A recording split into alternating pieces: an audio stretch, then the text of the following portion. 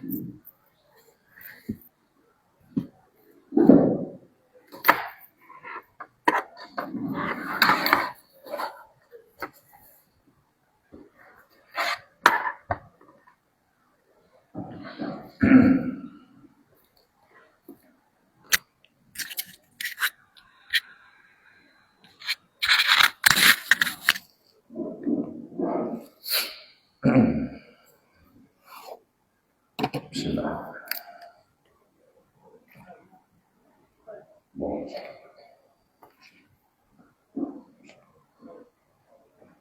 Bismillah.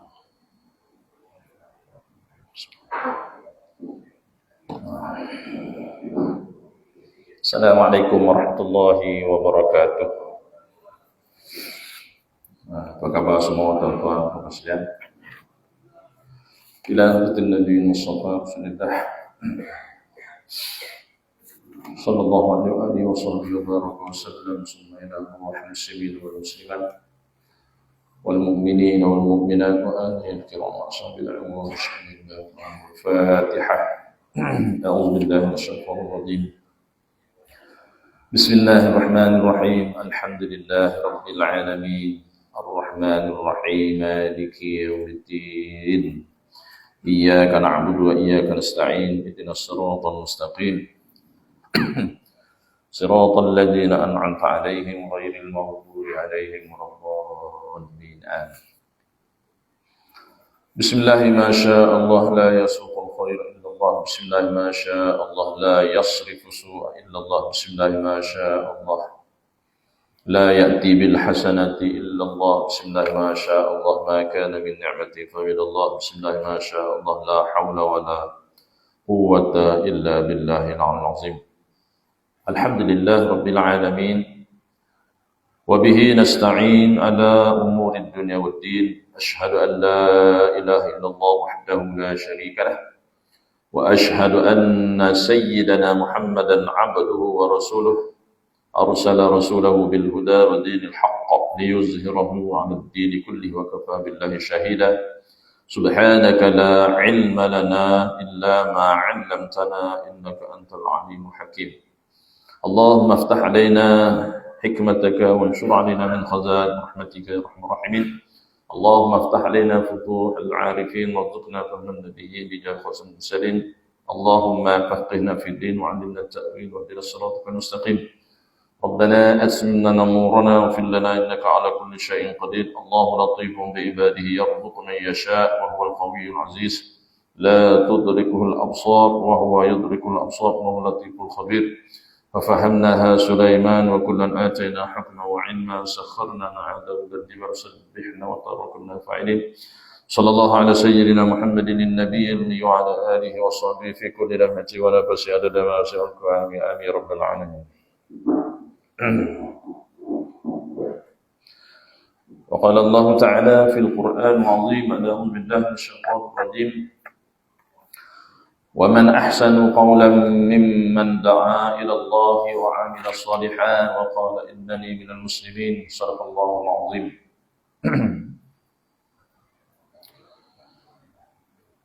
Yang saya muliakan tuan-tuan dan puan-puan muslimin muslimat, hadirin hadirat sidang jemaah rahimakumullah.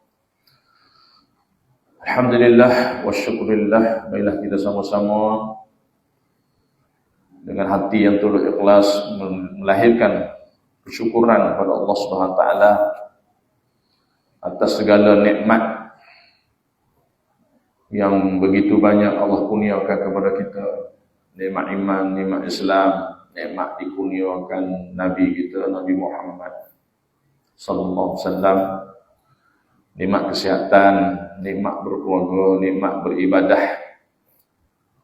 InsyaAllah sama-sama kita berdoa supaya Allah sentiasa memberi kita hidayah dan taufik, memberikan kita kesihatan rohani dan jasmani yang kita patut syukuri. Itu nikmat hissi dan juga nikmat maknawi. Kita mohon kepada Allah SWT agar dijauhkan segala bala bencana, segala penyakit-penyakit yang berat, dan mohon kepada Allah SWT agar Allah sentiasa memberi kesabaran atas ujian-ujian yang kita hadapi. Kita berdoa agar sentiasa kita diberi iman dan mati dalam keadaan beriman, mati dalam keadaan husnul khatimah, mati dalam keadaan mengucap 2 kalimah syahadah. Kita doa kepada Allah SWT agar Allah luaskan rezeki kita, kurniakan rezeki yang halal. Itulah antara doa-doa yang diajar oleh para alim ulama supaya kita sentiasa mendapat pengampunan dan kasih sayang Allah Subhanahu wa taala, insya-Allah.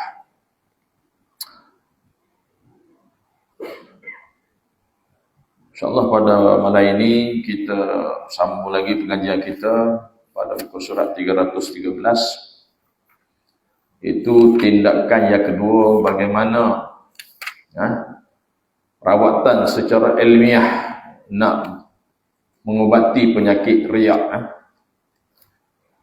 Yang pertama sudah habis, yang kedua, tindakan yang kedua itu mengusir sebab-sebab timbulnya takabur.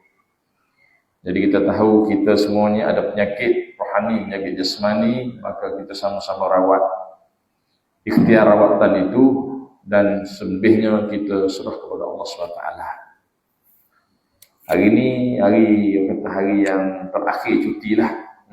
Kalau di Perlis, di Kedah ada sekolah hari ini Ahad. Tapi di sini esok lah. Jadi ramai sahabat kita yang mengantar anak-anak ke sekolah balik. Jadi kita sama-sama doakan moga-moga mereka selamat pergi dan balik. Dan juga kita doakanlah haji-haji kita yang balik dalam keadaan selamat dan dalam keadaan dikurniakan haji yang mabrur. Dalam hadis sahih Nabi sebut orang-orang yang pergi buat haji mendapat haji mabrur, maka adalah syurga baginya.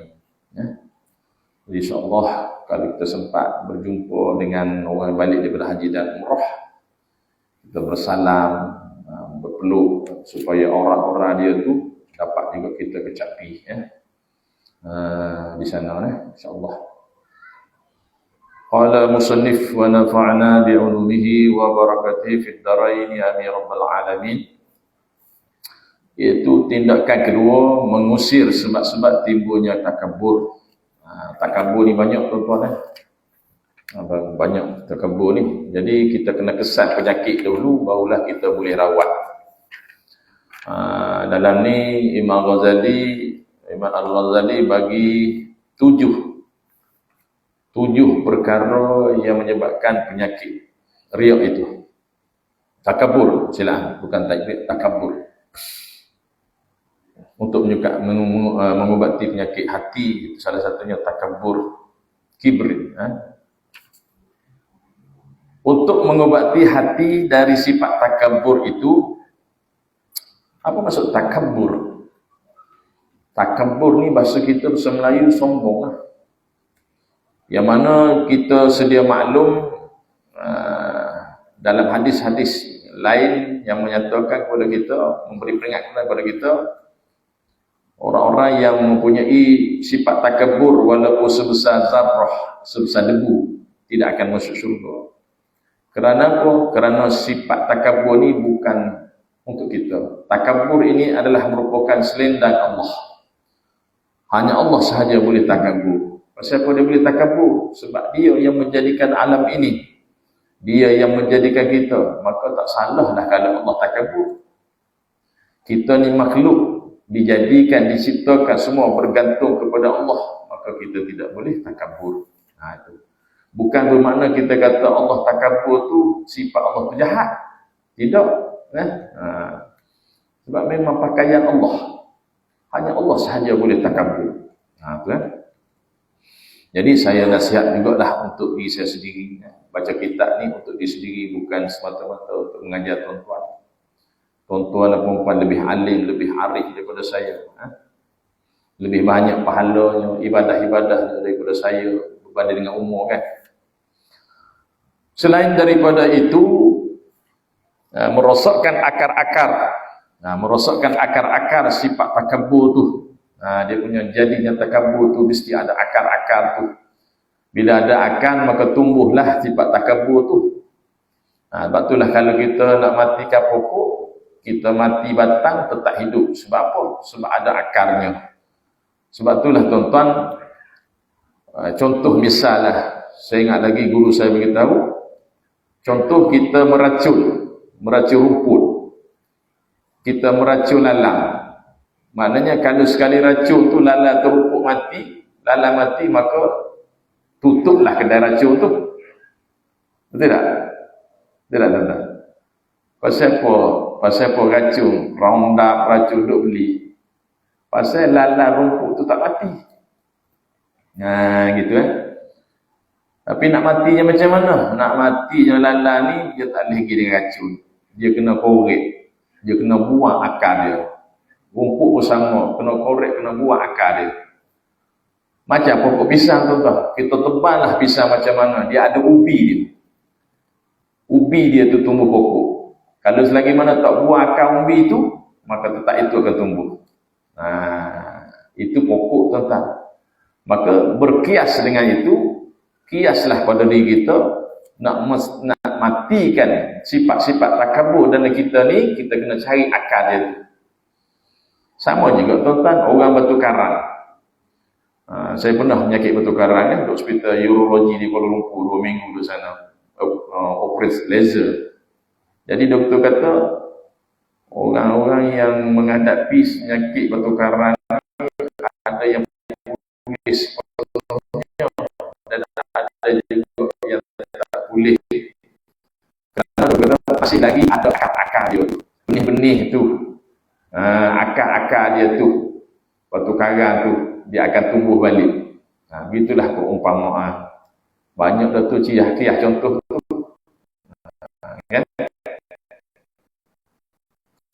Jadi begitulah sifat-sifat dalam hati akan menjadi pokok, kan? Jadi bunga buah tu berkembang biak dalam diri. Baik dengan jalan ilmu pengetahuan, sama juga jalan ilmu pengetahuan serta amalan yang tegas. Kan? Kadang-kadang kita sombong dengan ilmu kita, kita rasa kita terpaling alim, terpaling bagus. Kadang-kadang kita rasa terpaling selamat, terpaling masuk syurga dengan amalan-amalan yang kita buat. Ini salah. Tak boleh. Itu semua adalah daripada Allah. Semua kerja Tuhan. Perlu juga dilakukan tindakan yang kedua ini, iaitu tindakan yang kedua ialah mengusir sebab-sebab yang menimbulkan sifat kesombongan itu, yakni ada 7 perkara. Sebagaimana yang telah kami sebutkan dalam huraian tentang kecelakaan menginginkan pangkat. Dia panggil celaan pangkat, celaan menginginkan pangkat, kedudukan dan kemasyhuran. Jadi yang jadi duduk kelang kabut hari ni tuan-tuan, inilah penyakit dia. Kerana nak pangkat, kerana nak jawatan, kerana nak kedudukan, kerana kemasyhuran, ini semua bersifat dunia. Bila terbenihnya akar dalam diri kita ni, maka dia akan hilanglah sifat-sifat kasih sayang. Dia panggil hilanglah sifat rahim, sifat kasih sayang itu tidak ada. Yang mana sifat rahim tidak ada, maka mencegah kita daripada syurga Allah SWT dan merosakkan amalan kita. Dan akhirnya sifat yang buruk daripada nak berpangkat, kedudukan dan kemasyhuran ini akan menjadi perbalahan. Akan timbulnya fitnah, akan timbulnya umpatan dan bagai-bagai lagi penyakit. Ini berlaku tuan-tuan. Ini berlaku dalam masyarakat kita. Allahu Akbar. Semoga kita selamatlah daripada kecelaan, keinginan pangkat, kedudukan dan kemasyhuran. Terapa pun tuan-tuan. Sebab kata ulama tasawuf, kita jangan bangga dengan pangkat kita, kita jangan bangga dengan kedudukan kita, kemasyhuran kita. Ni kata Tuan Guru Haji Abdul Rahman Melaka. Kita ni manusia di atas muka bumi ni, banyak dosa. Dia kata kita ni pergi ke sana sini duk bawa najis. Duk bawa najis kita tuan-tuan, betul tak? Bawa najis kita, apa dia? Kencing dan berak. Kita ni pergi Melaka, pergi Johor, minum air, buang, kencing. Pergi sana, pergi sini, pergi Kelantan, pergi Perlis, makan kenyang, buang. Buat najis lah kita ni. Lepas tu, mana masyhur kita ni? Allahu Akbar. Dalam nasihat ulama-ulama tasawuf kepada kita ni. No? Kita buat najis je. Bawa kita, bawa dosa, bawa pahala. Ya? Tuan-tuan biasa dengar tak lagu Kopratasa? Biasa dengar? Lagu-lagu Kopratasa. Kan bukan nak nyanyi ya. Dia kata apa? Kita datang ini bawa dosa, bawa pahala. Betul tak? Jadi Kopratasa ni dia banyak nyanyi lagu-lagu, dia panggil puisi-puisi puitis yang berbentuk nasihat. Sama juga Isam Mat Said. Betul tak? Kita datang ini bawa dosa, bawa pahala. Tambah ulama sufi kata tadi, kita bawa mana? Bawa najis ya. Pergi mana pun jadi najis, kita masuk dalam kubur menjadi makanan cacing dan ulat-ulat. Tinggal tulang belulang ya. Tak ada apa kita ni. Kita datang daripada tanah, kembali kepada tanah. Maka tak perlulah kita mendabik dada, ada sifat sombong, rasa kita dah terpaling suci, terpaling bagus dan sebagainya. Kita sentiasa meletakkan kita ni level yang bawah sebagai hamba Allah yang hina dina, yang banyak dosa. Kalau kita rasa terpaling bagus, terpaling elok, riak sudah masuk dalam diri. Na'udzubillahi min zalik. Kita tertipu dengan amal kita. Kita tertipu dengan keadaan diri kita. Ini nasihat untuk diri saya sendiri dah tuan-tuan. Kadang-kadang benda-benda macam ni dia masuk juga. Allah uji juga kita. Lagi tinggi ilmu, lagi tinggi ilmu, lagi tinggi pangkat, lagi tinggi jawatan, lagi banyak Allah uji. Itu dah menjadi lumrah manusia lah. Ya. Baik tuan-tuan, sedang jemaah sekalian. Dalam bab itu kami, itu maksudnya kata sini kami, kata Imam Al-Ghazali rahimahullah ta'ala, serta pengarang kitab, kami telah sebutkan dengan sejelas-jelasnya bahawa kesempurnaan yang hakiki ialah dengan adanya ilmu dan amal. Ini memang tak boleh nafikan lah. Pastilah ilmu dan amal. Sebagaimana jemaah-jemaah tabligh itu kan, dia cakap ilmu dan amal. Ilmu dahulu baru beramal. Jangan amal dulu baru nak berilmu. Takut-takut amal tak jadi. Pastilah Allah menerima amal-amal kita itu didasarkan kepada ilmu. Ilmu itu adalah imam kepada amal. Ilmu itu dah penghulu kepada amal. Pastilah beramal tu, untuk guru beramal itu ialah ilmu. Kita kena belajar ilmu. Ilmu yang kita belajar sebelum disebut lama supaya kita mati tidak ada berdosa, kita tidak berdosa dengan Allah, maka pastikan ilmu 3 serangkai kita belajar sebelum mati. Yang pertama ilmu tauhid, yang kedua ilmu tasawuf, yang kedua ilmu fiqh. Saya dah mengikut kelas online di ada Kelantan tu, Tok Guru Kelantan, Tok Bani nama dia, TikTok Ada orang tanya, Ustaz, kalau kita, seorang perempuan dah tanya, dia baca kitab berkaitan dengan wasiat Rasulullah kepada wanita dan kitab poligami. Lalu seorang perempuan tanya, Ustaz, seorang isteri adakah boleh masuk syurga dengan hanya mentaati suaminya tetapi tidak menuntut ilmu fardhu ain? Maka kata Ustaz tu tak boleh. Tak boleh. Hak ilmu fardhu ain itu kena belajar. Jadi nak masuk syurga, dia bagi tahu dalam kitab tu, nak masuk syurga perempuan ni pasti taat pada suami, jaga solat, tutup aurat, puasa dan juga pasti belajar ilmu agama yang 3. Itu isteri lah. Suami samalah. Itu ilmu tauhid, ilmu tasawuf, ilmu fiqh. Asas tu ada dulu. Baru boleh masuk syurga, barulah selamat.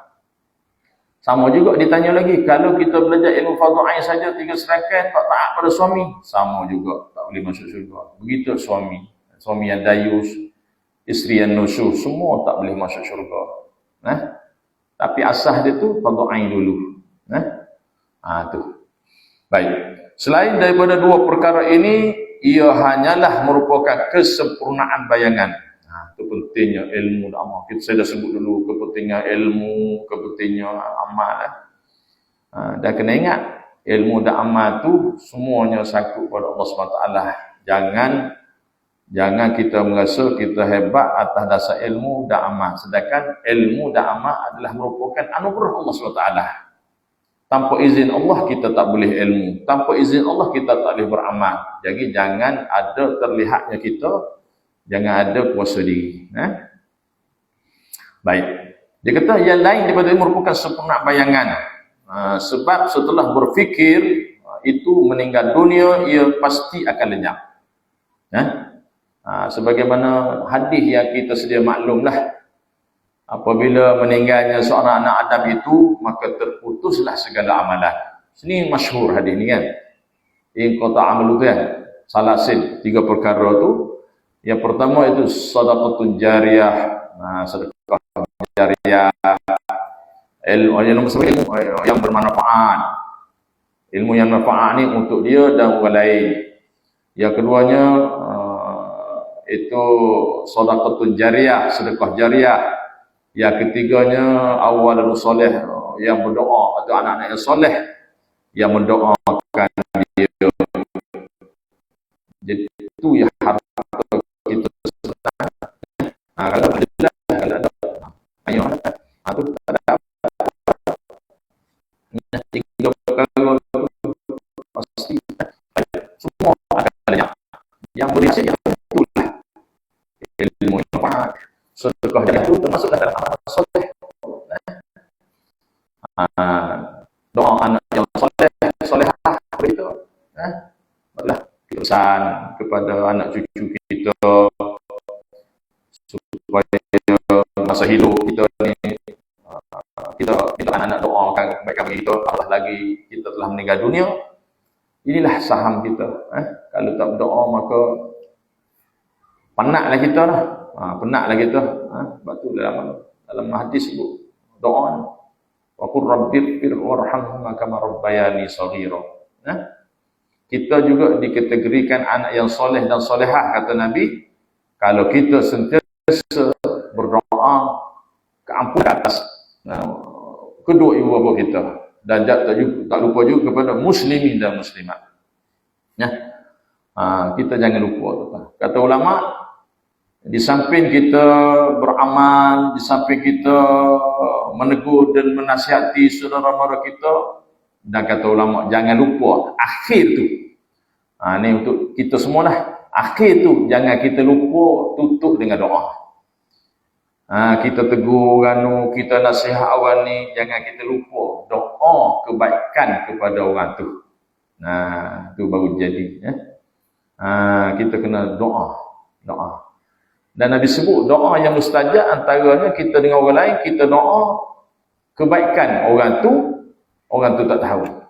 Kita tahu kawan kita ni dah lari, kita tahu dah kawan kita ni lain macam, kita tahu dah kawan kita ni dah jauh, dah terpesong jauh, kita tahu dah kawan kita ni dah mula meninggalkan amal-amal soleh contohnya, kita tahu kawan kita ni dah jadi kerahati contoh. Jadi kalau kita tak mampu menegurnya, maka kata ulama kita angkat tangan, kita berdoa. Dalam hadis sahih Bukhari Muslim disebut doa yang mustajab ialah doa daripada seorang sahabat kepada sahabatnya. Doa angkat tangan. Ya Allah, ya Rahman Rahim, ya Allah, ampun dosa aku, ya Allah, ampun dosa kedua bapa aku, ya Allah. Ampunlah dosa sekalian muslimin dan muslimat. Doa, ya Allah, aku sayang sahabat aku ni sekian ni, ya Allah, maka kau terimalah doa aku supaya dia ni lembut hati, berubahlah. Contoh gitu, contoh doa. Itu adab kita berdoa. InsyaAllah kita doa-doa. Maka ingat tuan-tuan, jangan kita perasan kita baik dengan amalan kita. Kita jangan perasan kita jadi bagus dengan amalan kita. Sebenarnya ada benda lain lagi. Yang tersembunyi itu doa mak bapak kepada kita, doa para ahli ulama kepada kita, doa guru-guru kita kepada kita, doa, ingat, doa sahabat kita kepada kita tu ada doa. Jadi kita kena terima kasih. Kita jadi baik tu hak tersembunyi tu. Kita jangan duk nampak hak depan nyata je, hak tersembunyi kita tak nampak. Kita kena bersyukur atas nikmat Allah dua perkara, nikmat yang hissi dan nikmat maknawi. Nikmat yang hissi ni nikmat yang ternyata, yang terlihat. di mata. Dan syukur juga kita tu nikmat maknawi, nikmat yang tersembunyi. Itu semuanya adalah daripada Allah SWT. Asbabnya kita lah, asbabnya kawan, asbab tu ada. Asbab musabbab, usaha ikhtiar tu ada. Tetapi usaha dan ikhtiar, asbab dan musabbab itu tidak boleh merubah kita. Ingat tu, itu kunci dah. Itu semua kita menyanyi tauhid. Allah lah yang memberi manfaat, Allah lah yang memberi mudarat. Itu kunci dah. Tapi dalam masa sama Allah kita berusaha ikhtiar. Dalam sama-sama pasti ada asbab dan musabbabnya sebagai peringatan kita bersama. Jadi bila kita meninggal, habislah, lenyaplah. Kini baiklah dimulakan penghuraian jalan pengubatan dengan ketujuh sebab itu bersama ilmu dan amal pula.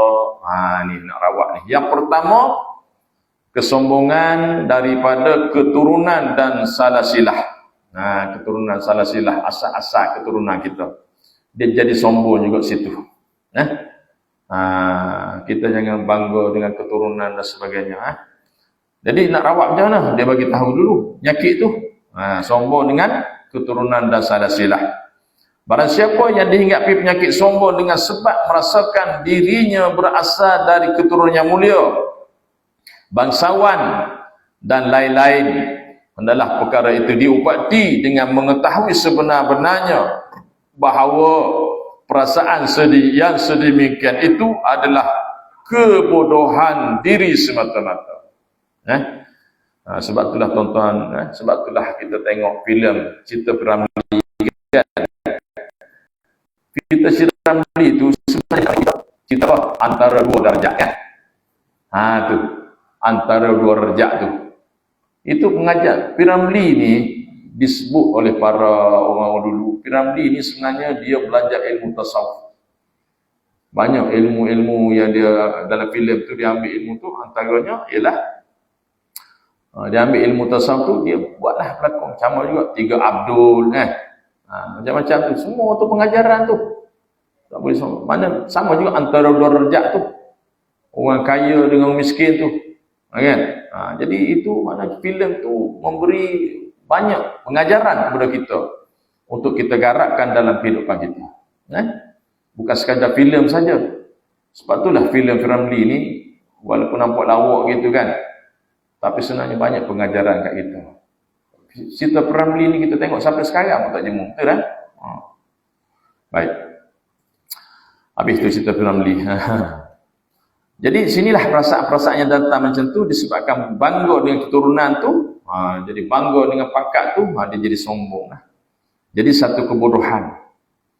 Kebodohannya itu ialah mengapa merasa mulia dan bangga dengan adanya kesempurnaan yang ada dalam diri orang lain, sekalipun orang itu yang menurunkan dirinya. Allahu Rabbi ya Karim. Inilah bahaya tuan-tuan. Kena penyakit ni bahaya.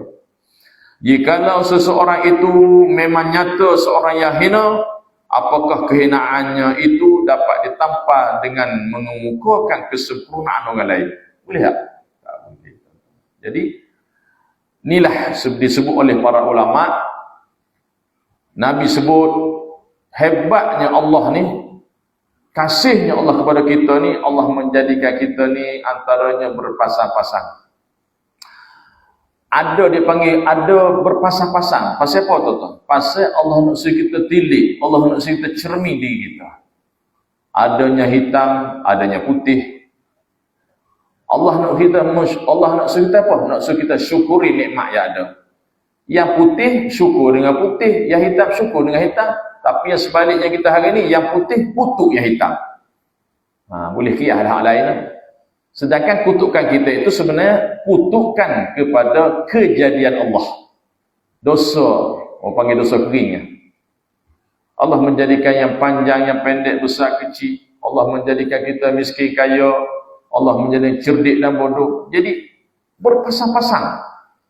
Maknanya inilah hebatnya Allah SWT. Suruh kita tilik, suruh kita cermin. Pasal apa tuan-tuan? Supaya kita tidak menjadi sombong. Itu sebenarnya pengajaran. Kita kira lah. Betul tak apa yang cakap ni, kita mau sabar diri. Ha. Kalau katalah semua cerdik pandai berlaku, tak ada orang bodoh, tak adalah sekolah kan. Kan? Kalau semua sihat berlaku, tak ada sakit, tak adalah hospital. Contoh kan. Nampak tak kata? Ada hikmah dia tu. Kalau semua jadi tok imam, siapa nak jadi tok Bilal? Kalau semua jadi tok imam, siapa nak jadi makmum? Ya tuan-tuan.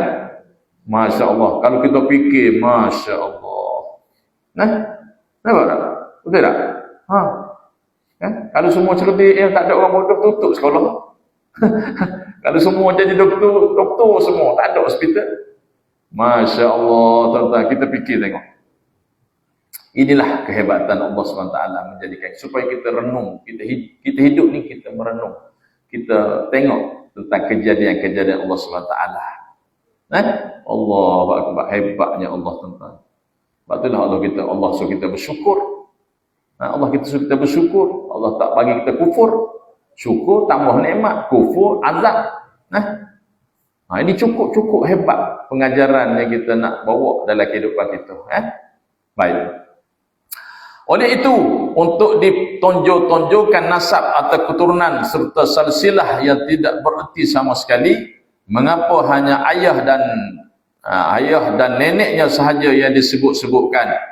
Bukankah lebih baik mengingati siapa sebenarnya ayah yang terdekat pada dirinya itu, yakni setitis air mani yang kotor, air mani yang hina kita ni tuan-tuan, sedangkan neneknya yang jauh adalah berupa debu atau tanah liat belaka.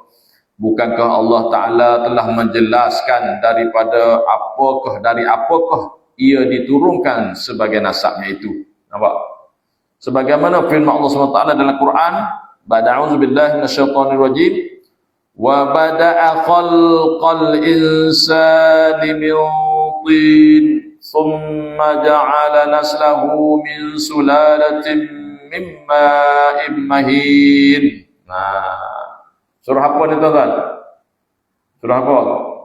Tok Imam dia baca bagi jemaah. Surah As-Sajdah. Ayat 7 ayat 8. Dan dimulakannya kejadian manusia ni kembali kepada Allah. Allah mulakan kejadian manusia berasal daripada tanah, tin, tanah ataupun turab. Kemudian ia menjadikan keturunan. Allah menjadikan keturunan manusia itu dari sejenis pati. Disebut pati yang hina, itu air mani. Iaitu daripada air benih yang sedikit dipandang orang. Itulah kita, tuan-tuan.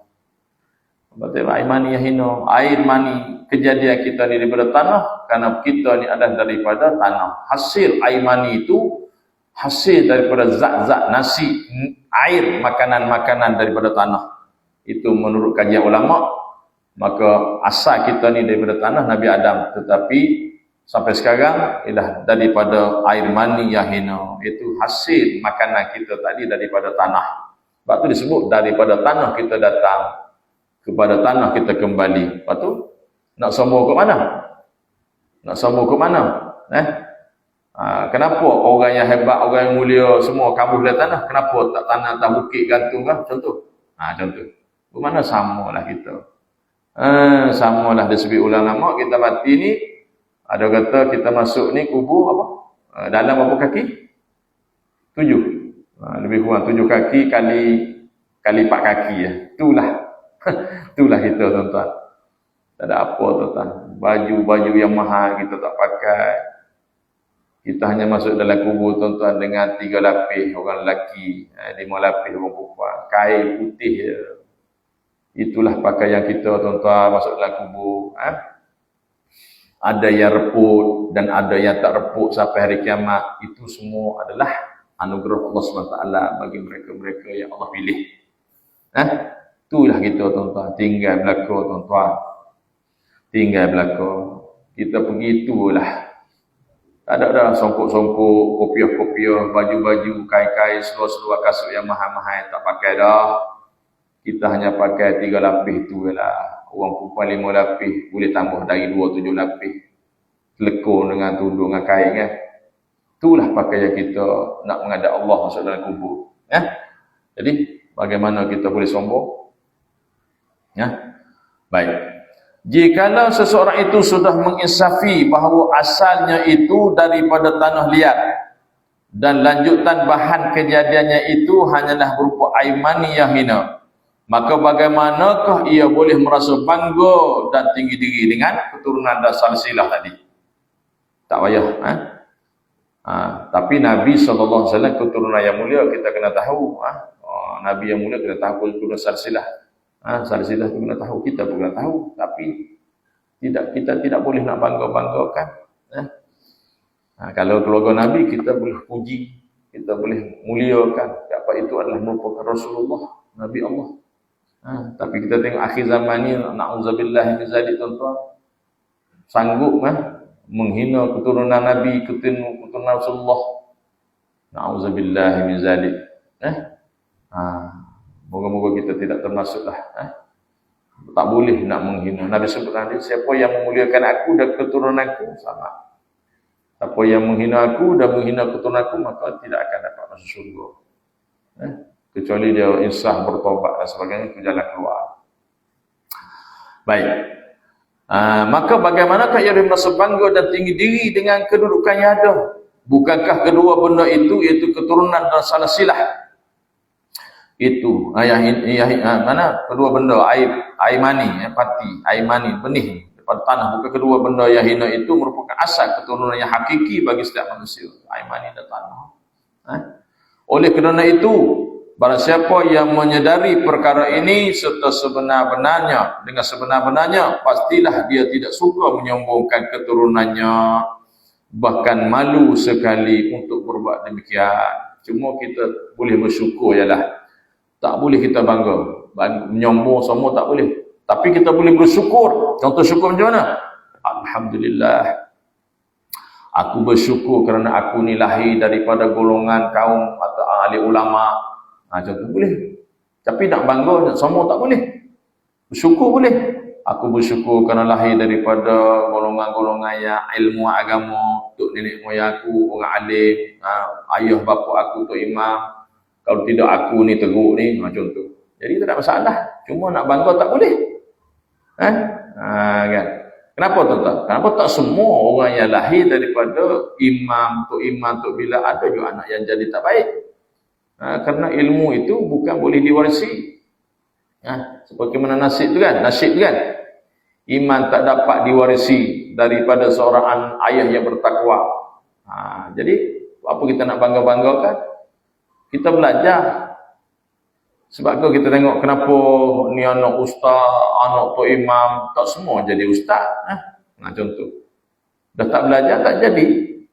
Tapi kebanyakannya, ni anak ni, bapa yang ustazah, anaknya, mesti dia nak jadikan anaknya ustazah, maka dia hantar pejabat-pejabat ke sekolah-sekolah agama, supaya dia tak nak anaknya jadi jahil. Jadi, didikan tu. Jadi, apa yang berlaku adalah hasil usaha kita, semua adalah dengan izin Allah SWT. Jadi bersyukurlah atas nikmat itu dan tidak boleh kita sombong. Tu. Habis bab tu. Baru satu tuan-tuan. Kita pergi ke pasal yang kedua, iaitu sombong dengan ketampanan serta kecantikan. Ni penyakit juga. Penyakit juga tuan-tuan. Bahaya juga ni. Allah bagi cantik, ada ketampanan, patutnya bersyukur atas nikmat Allah, tapi dia gunakan kecantikan dia, ketampanan untuk melakukan maksiat dan sebagainya, sebagai seorang penggoda dan sebagainya, contoh.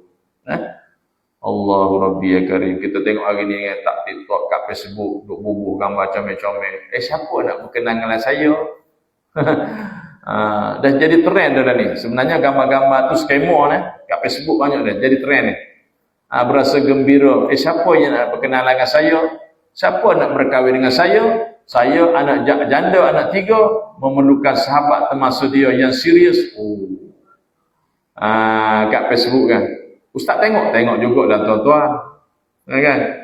Kan? Tengok juga, mengakulah. Kan? Tengok tuan-tuan. Tapi sebenarnya bahaya tu scammer. Siapa yang klik kena. Inilah ni macam-macam. Hari tadi saya tengok berita tu. Berapa ratus ribu? 250,000 tuan-tuan. 250,000 hilang duit dalam akaun. Pasal apa tak? Pasal jawab panggilan dan adalah klik-klik link dan sebagainya. Hati-hati tuan-tuan. Allahu Akbar. Lah ni mudah sungguh dia orang curi duit dalam bank. Panggilan-panggilan yang tidak dikenali, klik link dan sebagainya, bagi nombor akaun, bagi nombor IC, habis duit je. Hati-hati lah. Dia ada 3 perkara dia sebut tadi. Yang pertama buat report polis, yang kedua telefon bank, dan yang ketiganya telefon tu 997 untuk dapatkan balik duit yang hilang tu dalam masa 24 jam. Ni saya kongsi sebab dia sebut tadi Tuan Rahmat, ASP Rahmat tu kan. 250,000 tuan-tuan. Menangis tuan-tuan. Kita hilang 100 pun sedih tu. 250,000 tuan-tuan hilang dalam bank. Allahu Akbar. Lama mana duit simpan tu, pencen bersara tu. Tapi tak boleh nak kata apa lah. Silap dia jugalah. Sikit je habis. Ni saya kongsi sikit lah. Hati-hatilah. Panggilan-panggilan yang tidak dikenali. Kalau dia nak buat dia WhatsApp kita, link-link biasa kadang-kadang setengah tu dah duit ada dah tapi nak kaya lagi. Nak kaya duit yang ada tu masuk-masuk pelaburan, habis jadi kaya. Hilang habis duit. Dan ni macam-macam tuan-tuan. Dia pancing kita dengan gambar-gambar yang cantik. Dia kat Facebook tu jadi trend tadi. Jadi trend dah, pergi cari timbul. Padahal gambar-gambar itu skema tuan-tuan. Tengok gambar pun nak serupa je. Dia panggil apa? IA. AI ke IA? AI. AI itu bukan UAI ni. Kalau UAI itu Ustaz Azhar terus. Ni AI. Dia boleh edit macam-macam. Jadi kadang-kadang kita tertipu dengan tu. Allahu Rabbi ya Karim. Jadi inilah fitnah akhir zaman, fitnah Dajjal kita ni. Jadi itulah antaranya tuan. InsyaAllah tuan-tuan kita berhenti situ. Kita tak akan sambung lagi. Dah esok masuk. Kita akan sambung akan datang. Sombong dengan ketampanan dan kecantikan. Wallahu ta'ala. Kita tangguh majlis kita dengan tasbih kafarah dan surat subhanallah. Subhanakallahumma bihamdika asyhadu an la ilaha illa anta astaghfiruka wa atubu ilaik. Bismillahirrahmanirrahim. Wal 'asri innal insana lafi khusr illa alladhina amanu wa 'amilus solihat wa tawassaw bil haqq wa tawassaw bis sabr. A'udzu billahi minasyaitonir rajim. Bismillahirrahmanirrahim. Alhamdulillahi rabbil alamin. Wassalatu wassalamu ala asyrafil anbiya'i wal mursalin wa ala alihi wa sahbihi ajma'in. Radina billahi rabba wa bil islam dina wa bi sayyidina Muhammad sallallahu alaihi wasallam. Allahumma ighfir li ummati sayyidina Muhammad warhamhum rahmatan 'amma ya rabbal alamin. Allahumma ij'al jam'ana hadza jam'an marhuma wa tafarruqana min ba'di tafarruqan ma'suma. Wa sallallahu ala sayyidina Muhammadin nabiyyin wa ala alihi wa sahbihi wasallam. Alhamdulillahi rabbil alamin. Taqabbalallahu minna wa minkum. Taqabbal ya karim. Hadza billahi taufiq wa hidayah. Assalamualaikum warahmatullahi wabarakatuh. Terima kasih semua dan mohon maaf ada salah dan silap.